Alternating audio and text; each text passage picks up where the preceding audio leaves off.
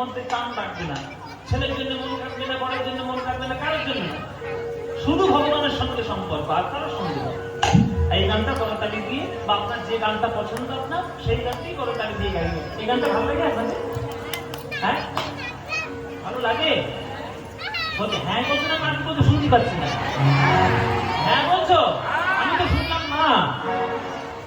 এই গানটা ভালো লাগে? সত্যি বলছো মায়েরা? সিরিয়ালের কীর্তি মাথা নাড়িয়ে বলতে হ্যাঁ হ্যাঁ। বলো এই গানটা বেশি ভালো লাগে না সিরিয়াল বেশি ভালো লাগে?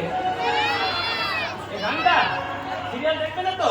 খবরদার করে টিভি ছাড়া সন্ধ্যাবেলা না বাবা হয় বলে দিলাম। আমি কিন্তু খবর নেবো সন্ন্যাসী ম্যাডাম কমিটির কাছে ফোন করে। গান করে আসার পর থেকে সিরিয়াল দেখতে বলে দেবো আমাদের। এই মজা করে বলছি আর কি, যেন সময়টা সৎ কাজে লাগাও, অসৎ কাজে লাগিয়ে লাভ নেই। তাহলে মায়েরা এই গানটা ভালো যেমন লাগে, তাহলে আমার সঙ্গে তোমরা করতালি দিয়ে একটু গাইতে পারবে গানটা? মায়েরা গাইবে সবাই? তাহলে হরিগৌরাঙ্গের নাম রে, এই গান আমাদের সবার প্রিয় গান, আমাদের মনের গান, প্রাণের গান। এই গান তোমাদের যাদের যাদের ভালো লাগে না, উলুধ্বনি দাও জোরে।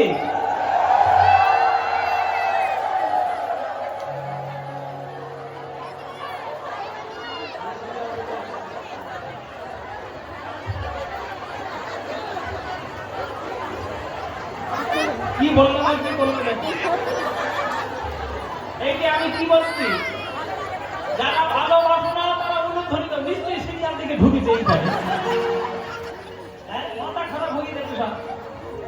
হ্যাঁ, বলে জিভ ফসকে বেরিয়ে গেছে বাবা ভাবের গতিতে। সারা তোমার থেকে বসে আছো, তাহলে উলুধ্বনিটা দিলে কি করে? ও তোমরা দাওনি? এই রে কুকুর ঘরে কে বলো আমি কলা খাইনি? হ্যাঁ, এই কালকে দিদি কি করে? ভুল হয়ে গেছে, এইরকম ভুল দিনে কমার হয়। ও একটা সুযোগ চাইছি, দেবো নাকি? আরেকবার সুযোগ দেবো? বলে বাবা একবার ভুল করে যেমন জিভ ফসকে বেরিয়ে গেছে, একবার সুযোগ দাও বাবা। এইবার যারা যারা এই গানটা ভালোবাসো, এইবার উলুধ্বনিটা তারাই দাও দেখো।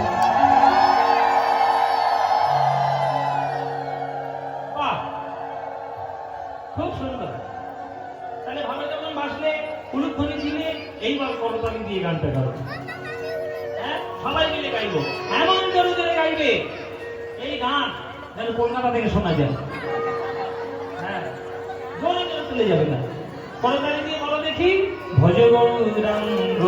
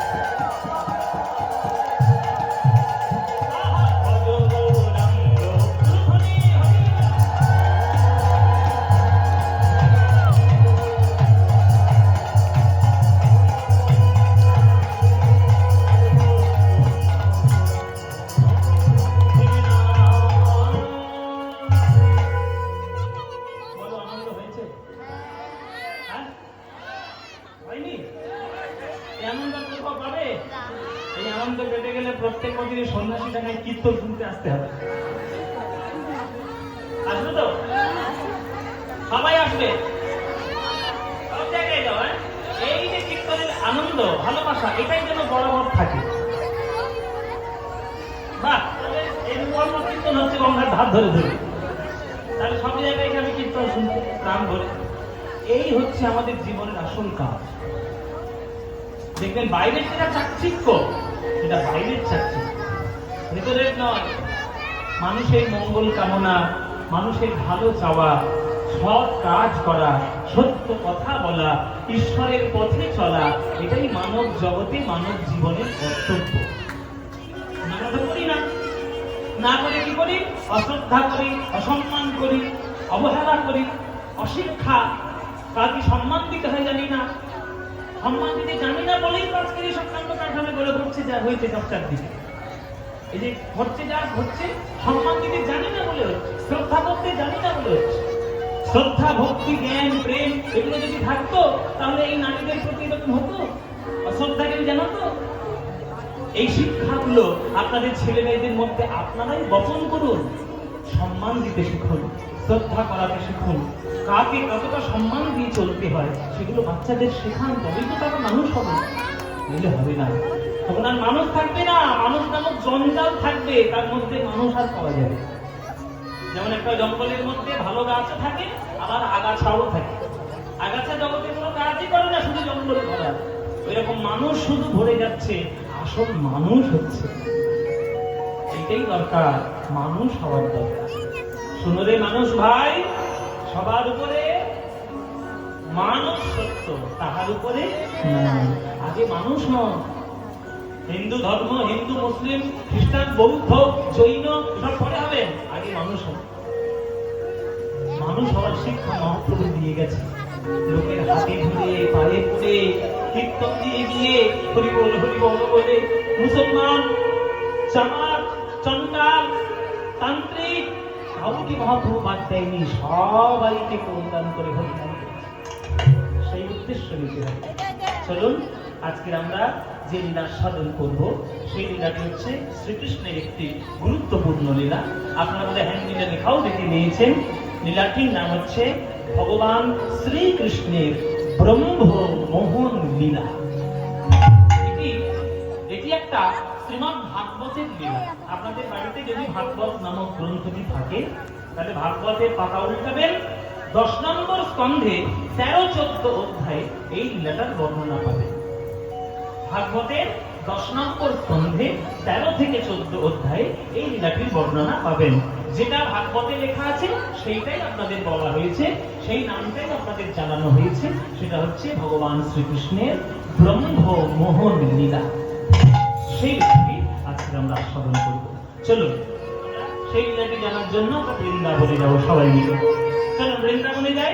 বৃন্দাবনে যাওয়ার সময় একটা, যখনই বৃন্দাবন যাবো, তাই বাংলা থেকে যখন বৃন্দাবনে যাচ্ছি, একটা ভজন গাইতে, কি ভজন গাইবো না বাদ দেবো? গাইবো? হ্যাঁ, ভজন গাইতে, বৃন্দাবনের ভজন গাইতে গাইতে যাই। হ্যাঁ, বলছে ভজন গাইবে মানে কি? অনেকের মনে একটা ধারণা হয়ে গেছে এখনকার দিনে, ভজন মানে তাক দিনাটিন, তাক দিনাটিন, শুধু তোমার ধরে নাচো। ওইটা ভজন না, ওসব চানাচুর ভজন। আমি চানাচুর ভজন গাই না, আমি ক্ষীর ভজন গাই। ক্ষীর, যেটা খেলে মনের মধুরতা বৃদ্ধি পাবে। যে ভজনের মধ্যে সাহিত্য নেই, সঙ্গীত নেই, সেটা ভজন বলে আমি মনেই করি। হ্যাঁ, নাচার ভজন দিয়ে কোনো লাভ নেই। যে গানটা গাইব তার মনের মধ্যে, তার গানের মধ্যে অনেক তাৎপর্য লুকানো থাকে। সেই গানটি গাইতে গাইতে আমরা সবাই মিলে বৃন্দাবনে যাবো। চলো সবাই মিলে আমরা বৃন্দাবনে যাই। এখানে যারা গান শুনছো, কারা কারা বৃন্দাবনে গেছো? হাত তোলো দেখি, কারা কারা গেছো বৃন্দাবনে? বাবা, এই তো অনেকেই গেছিল বৃন্দাবনে। বৃন্দাবনে যেতে গেলে কি বলতে হয়? হ্যাঁ, কেন কৃষ্ণ কৃষ্ণ করলে হবে না? খান খান করলে হবে না? যদি বলি হরি হরি, বলে বাবা হরি বলো, রাম বলো, কৃষ্ণ বলো, কোনটাই বৃন্দাবনে কাজে লাগবে না। বৃন্দাবনে কি বলতে হবে? তাহলে বৃন্দাবনটা রাধারানীর কেন? পৃথিবী সৃষ্টি করেছেন, জগৎ সৃষ্টি করেছেন, সবকিছু কৃষ্ণের আন্ডারে। পারে, আর বৃন্দাবনটা মাথাকারি কান্দাবে। তিনি রাখবেন বৃন্দাবনটা রাধা রানী, সেখানে রানী, সেখানে কৃষ্ণ পর্যন্ত হাত করে করে দামি থাকে। রাধা যা বলবে বাবা তাই শুনতে হবে। কেন না প্রেমে রাধা রানী এত শ্রেষ্ঠ যে সকল প্রেম দিয়ে ভগবানকে পর্যন্ত এমন বশীভূত করে নিয়েছে যে ভগবান পর্যন্ত তার কথা শুনতে বাধ্য হয়েছে।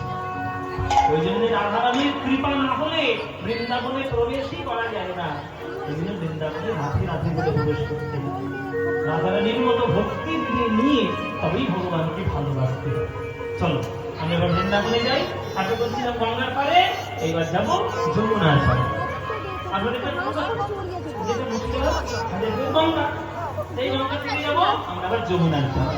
চলো রে চলো রে চলো রে চলো রে চলো রে চলো রে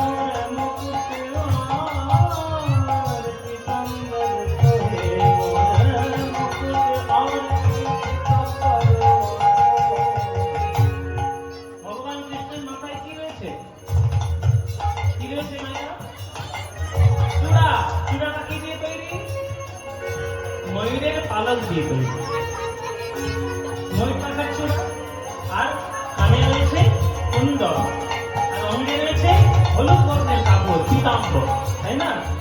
মোরা মুকুট আর পীতাম্বর